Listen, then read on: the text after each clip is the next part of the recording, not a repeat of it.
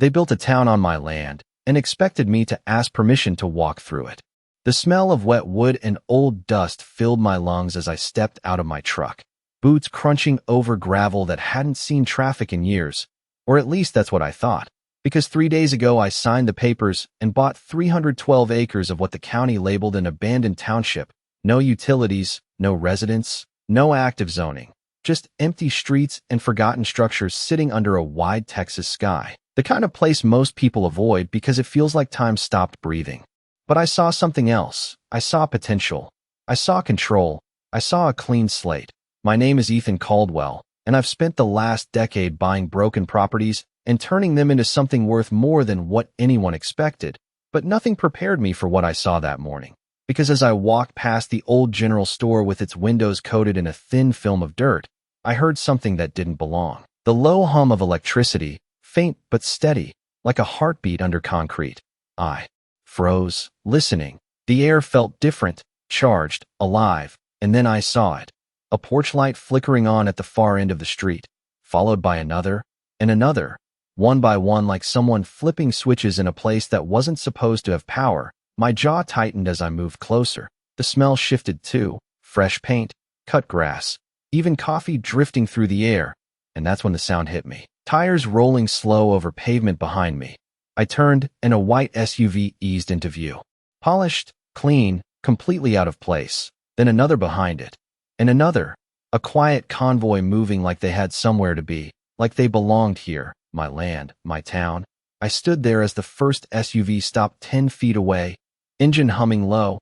The door opened with a soft click and a woman stepped out, mid-50s, perfect posture, dressed like she had a meeting to run. Her heels didn't hesitate on the cracked pavement. Like she'd walked this street 100 times before. She gave me a polite smile, the kind that doesn't reach the eyes, and said, "You must be new." Like I was the one out of place. I let that sit for a second, tasting the metallic edge of something I couldn't name yet.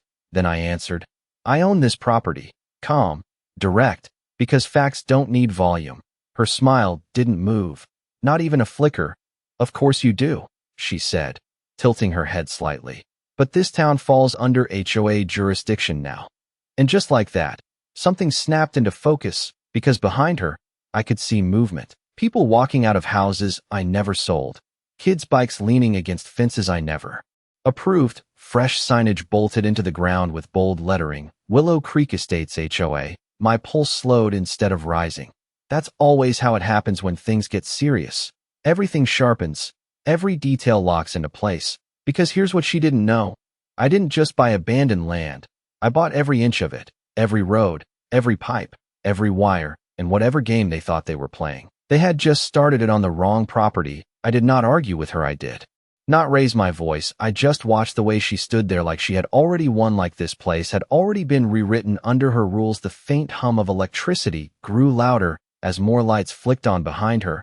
And that is when I noticed the details, the kind most people miss. Fresh gravel lining the sidewalks, new mailboxes installed in perfect alignment. Even the grass had been trimmed within regulation height. Someone had not just stepped into this town, they had been building inside it.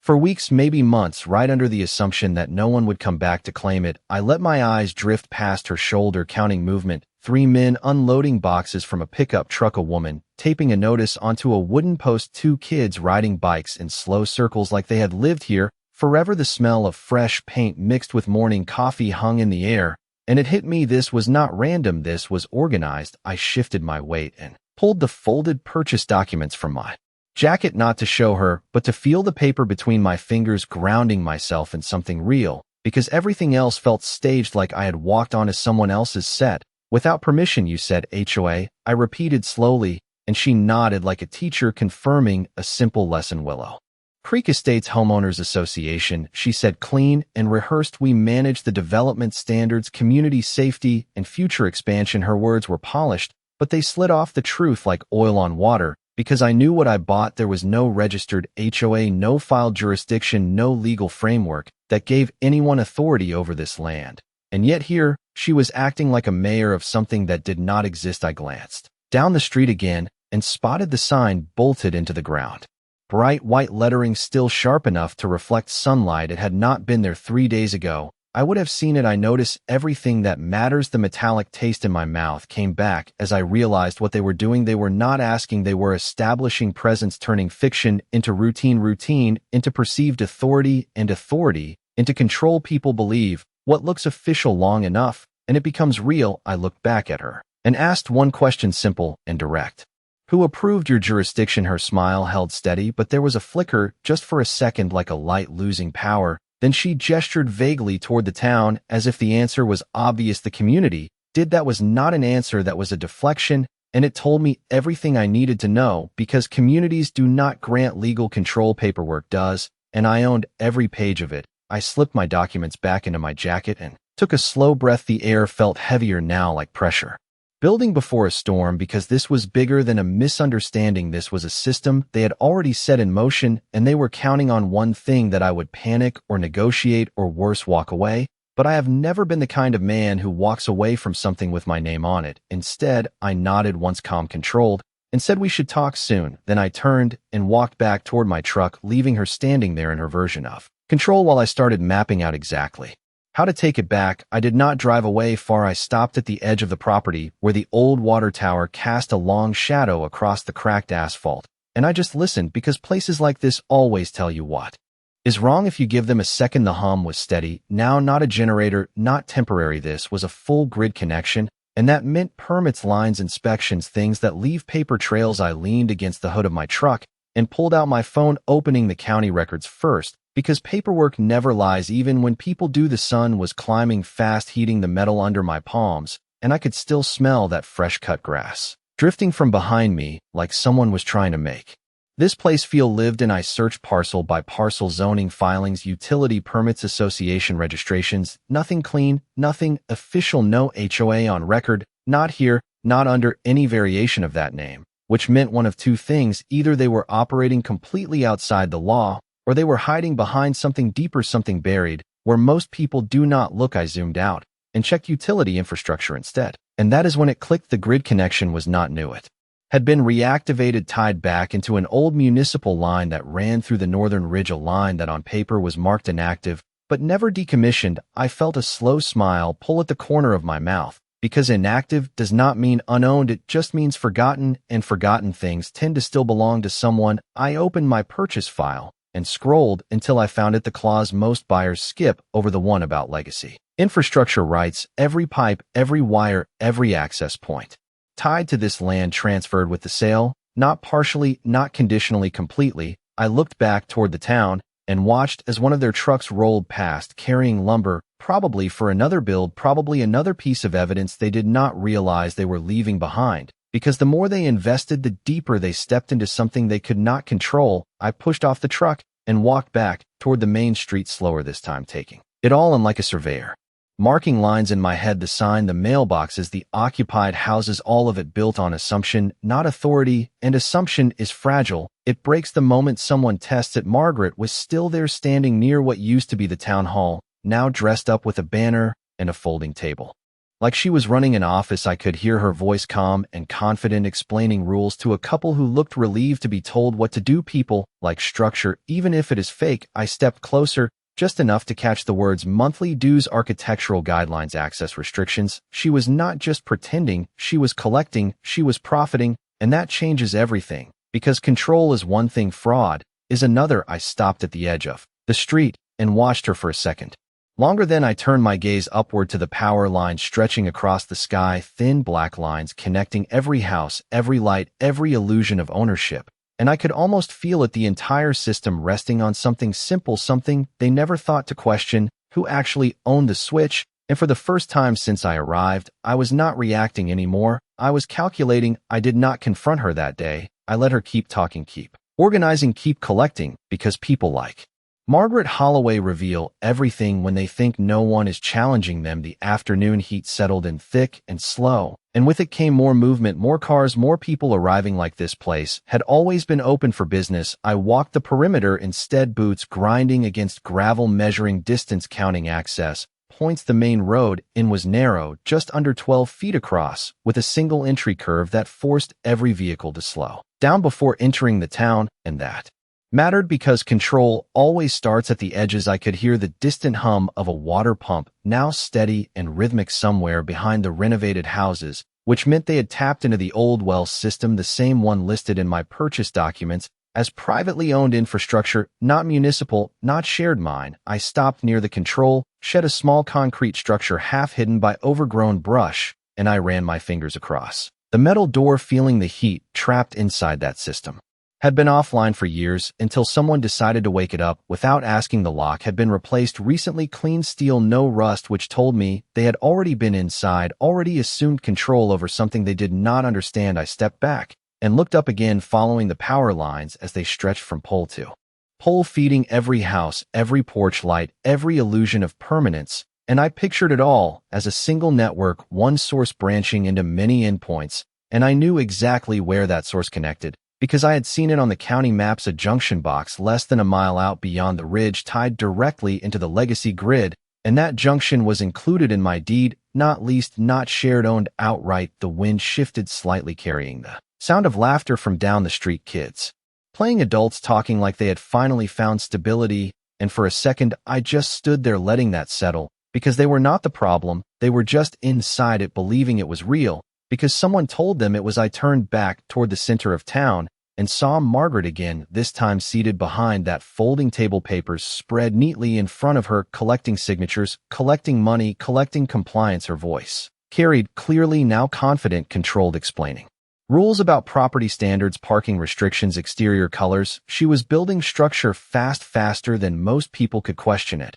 And that speed was intentional, because the faster something feels established, the harder it is to challenge later. I walked closer, but stayed just outside the flow of people, watching the way she handled each interaction, smooth, efficient, no hesitation, like she had done this before somewhere else. That thought lingered longer than the rest, because patterns do not come from nowhere, they repeat. I pulled out my phone again, not to call anyone, not yet, but to start documenting faces, names, transactions, timestamps, every detail that would matter later, because this was no longer about proving ownership I already had, that this was about proving intent, and the more they operated, the more they exposed. I slipped the phone back into my pocket and took one last look at the town as the sun dipped lower, casting long shadows across streets that technically belonged to me but functionally did not yet, and that difference is where leverage lives, because ownership on paper is power, but control in practice is something else entirely. And I was about to take both. The next morning came quieter, but heavier, like the air knew something was about to shift. I arrived just after sunrise, the sky still pale blue, and the town already awake, lights on, doors opening, routines forming too fast for something that was supposed to be empty a week ago. The smell of coffee drifted through the street again, stronger this time, mixed with fresh lumber and warm asphalt. And for a moment, it almost felt normal, like a real neighborhood, like something legitimate. But that was the illusion, and I could see the seams now. I walked straight past the main row of houses toward the edge where the utility lines dipped behind the ridge, my boots crunching steady, measured, every step intentional, because today was not about watching anymore. It was about confirming. I reached the junction path, a narrow strip of packed dirt cutting through low brush, and followed it for about a quarter mile until the trees opened up, and there it was, the grid junction box, exactly where the survey map said it would be, a dull, gray metal structure sitting quiet, like it had been waiting for someone to remember it existed. I crouched down, brushing dust off the panel, and checked the seal. It had been opened recently, no doubt about it. Clean break, new bolts replaced, but not properly registered. Whoever accessed this did not file anything, which meant they bypassed process entirely. The low hum inside the box vibrated through the metal, faint but constant, feeding everything back in town. I placed my hand against it and felt the pulse steady, controlled mine. I stood up slowly, looking back toward the town, barely visible from here, just rooftops and thin lines of smoke rising into the morning air, and I realized something simple. They had built their control outward, but they never secured the source because they assumed no one else knew it existed. I pulled out my phone and snapped photos of everything, the panel, the seal, the serial numbers, every detail logged, because proof matters when you move. Next, I walked the perimeter of the junction, noting access angles, distances, how long it would take to reach from the main road. Under normal conditions, about 90 seconds. At most, which meant if I needed to act, I could do it fast, clean, and completely within my rights. I took a slow breath, letting the silence settle around me, broken only by the faint hum of electricity and distant sounds of life from a town that technically was not theirs. And I felt that shift again, the one that happens when everything lines up, when the pieces stop being scattered and start forming a pattern, because now I had it, not just ownership, not just suspicion, but control mapped out in real space, real time. I turned and headed back toward town, the sun higher, now casting sharp light across everything, exposing details, shadows pulling back. And when I stepped onto the main street again, nothing had changed on the surface. Margaret was still at her table. People were still signing papers, money still exchanging hands, but underneath, everything had already shifted, because I knew exactly where their entire system began, and more importantly, I knew exactly how to end it without raising my voice, without breaking a single law. I stopped for a second, watching her as she smiled and handed another document across the table, and I almost admired the confidence, because it takes a certain kind of certainty to build something this bold on nothing but assumption. But certainty without foundation does not last, and as I slipped my hands into my pockets and walked past her without a word, I was no longer reacting to what she built. I was preparing to decide.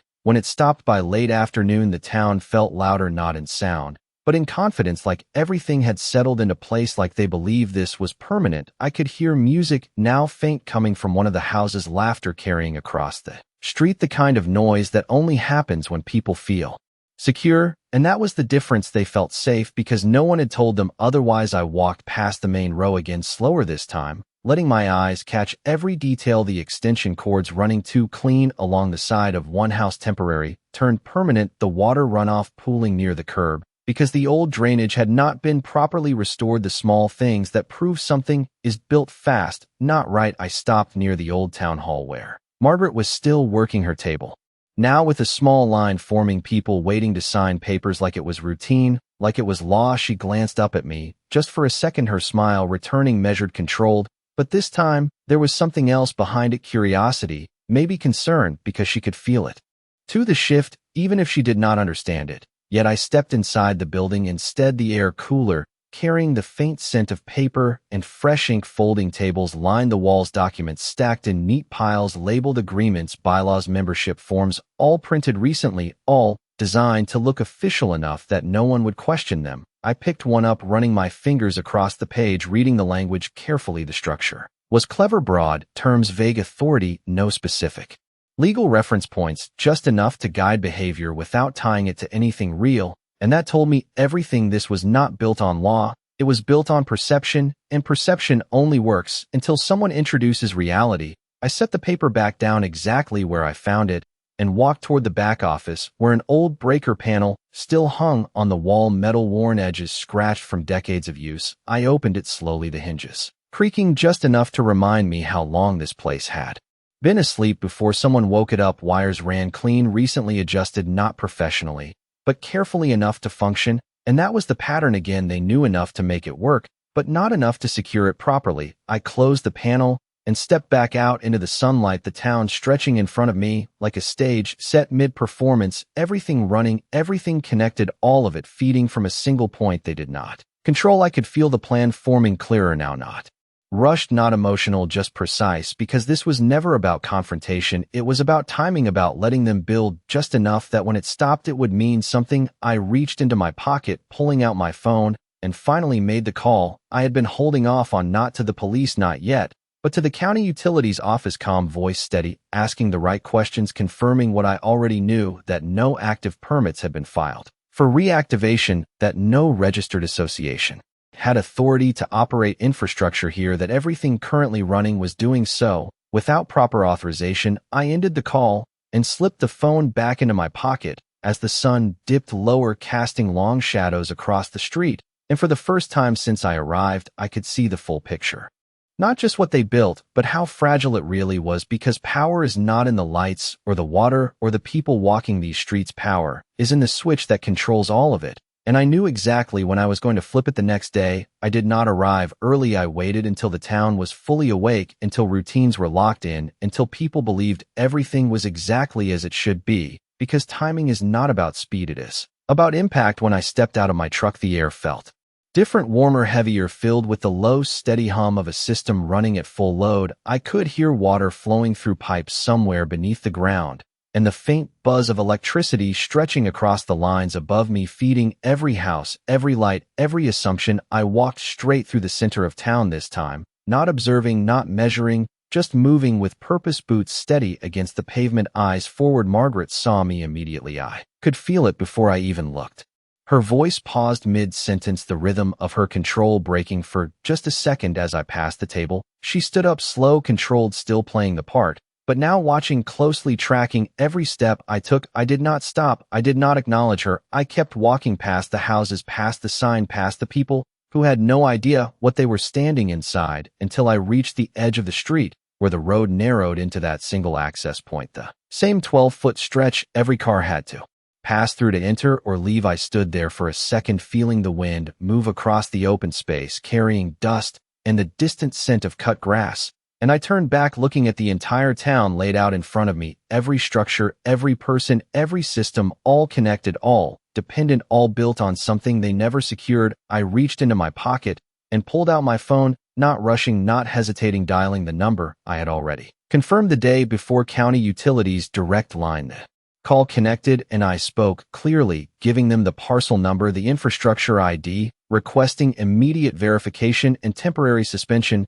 due to unauthorized activation. There was a pause on the other end, the kind that happens when someone realizes the situation is not standard, then a response, calm, procedural, asking for confirmation of ownership. I gave it to them, full name, full documentation, reference, everything they needed, and I could feel it shifting even before they said it. The tone changed, slightly more formal, more precise, as the request moved from question to action. I ended the call and slipped the phone back into my pocket just as Margaret's voice reached me from behind, sharper, now controlled, but no longer smooth. "Mr. Caldwell, we need to discuss this." I turned slowly, meeting her eyes for the first time since I walked in, and there it was, not fear, not yet, but awareness, the kind that comes right before everything starts to unravel. I tilted my head slightly and said nothing, because words were not necessary anymore. The system was already in motion. I looked up at the power lines again, the thin black threads stretching across the sky, and for a brief moment, everything felt still, like the town itself was holding its breath. And then somewhere behind me, I heard it, a subtle shift, a flicker, the hum dipping, just slightly, almost unnoticeable, unless you knew what to listen for. And I did. I always do. I let a small breath out, steady, controlled, as I turned back toward the road, because this was no longer about proving anything. This was about letting reality catch up to what had already been decided. And as I walked away from the town without looking back, I knew the next time I stepped onto that street, nothing about it would feel the same. The first thing I noticed was the silence, not complete silence, but the kind that feels wrong, like something familiar just stopped mid-sentence. The hum that had been running through the town since the day I arrived dipped again, this time longer, deeper, and people felt it, even if they did not understand it. Conversations slowed, heads turned, lights flickered once, twice, like the system was hesitating. I was halfway down the access road when the first porch light went out behind me, followed by another, and then a third, not all at once, just enough to break the illusion that everything was stable. I stopped and looked back. The town stretched out under the afternoon sun, still standing, still active, but no longer seamless. The rhythm had been interrupted, and once that happens, people start asking questions. I could hear voices now, not loud, not panic, just uncertain, the kind of tone that spreads faster than any announcement, because uncertainty does not need volume, it just needs presence. I walked back toward the center at the same steady pace, not rushing, not reacting, because this was exactly how it was supposed to unfold. Margaret was already on her feet when I came into view, her posture tighter.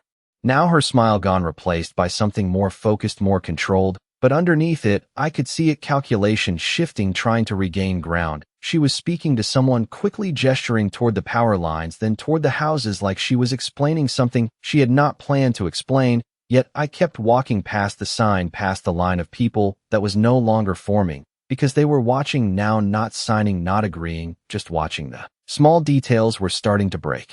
A part of water hose lay still where it had been running earlier. The faint buzz from the breaker system inside the town hall cut out for a second before coming back weaker. And that was enough. That is all it takes for a system built on assumption to start collapsing, not force, not confrontation, just interruption. I stepped onto the main street and paused, letting the moment stretch, because this was where control changes hands, not when something breaks, but when people realize it can break. Margaret moved toward me, her heels sharper against the pavement, now each step carrying more urgency than before. Mr. Caldwell, she said my name like it was a problem she needed to solve. We are experiencing a minor utility disruption. She kept her voice steady, but it no longer carried the same weight.